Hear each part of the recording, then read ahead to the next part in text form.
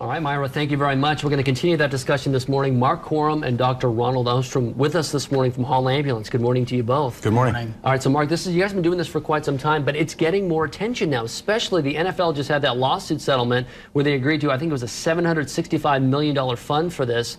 It's getting a lot of attention and traction, concussions, not only on the high school football field, but any contact sport, right? I think it's important. Hall Ambulance started this 8 years ago with Dr. Ostrom in the Kern High School District. We appreciate their support, and Stan Green over there, the athletic director.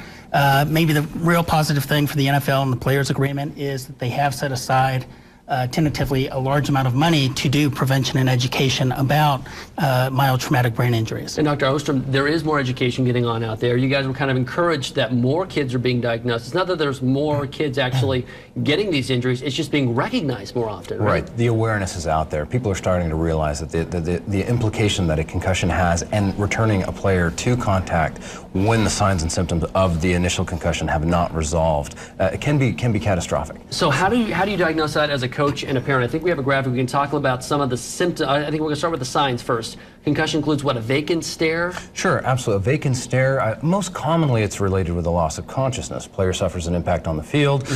The forces overcome the static forces in the brain, cause it to bump up against the inside of the skull, causes swelling, edema, loss of consciousness. It affects the normal brain function, resulting in headache, nausea, vomiting, sleep-wake disturbances, irritability, poor performance in school in the long term. And it's important that coaches and parents who are interacting with their student athletes on a daily basis if they recognize or detect or suspect any of these signs, they notify the coach, take the player to the doctor, get him cleared medically before he's allowed to play or return to contact sports. Don't just walk it off. That we used to say, oh, I had my bell rung. Sure. Go back out there, kid. Yeah, you know, they kind of shake your helmet a little bit and see. That's not what they do anymore. And that's okay. If it's a twisted ankle, maybe a bruised knee, that's maybe not such a big issue. But the brain, it just doesn't recover and respond well to traumatic brain injury. So it's important to rest it completely and make sure all the signs have resolved before you return to play. And let's talk about long term, because that's one of kind of the tenets of what's going on with this lawsuit with the NFL. They're suggesting, a lot of the players and their families, that there's some long term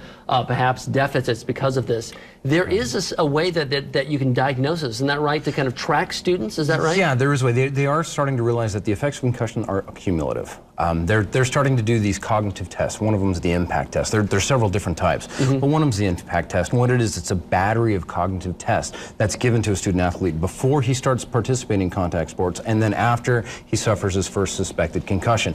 If his scores fall off at all, then maybe it is actually in fact affecting him. If the scores fall off significantly over a period of time after repeated concussions, it's probably time to pull that a participant from contact sports. Out of sports. Yes. And interesting, really quickly, Taft High School is the only, as far as you know, high school in Kern County so far that's doing it. But you guys are looking at doing this.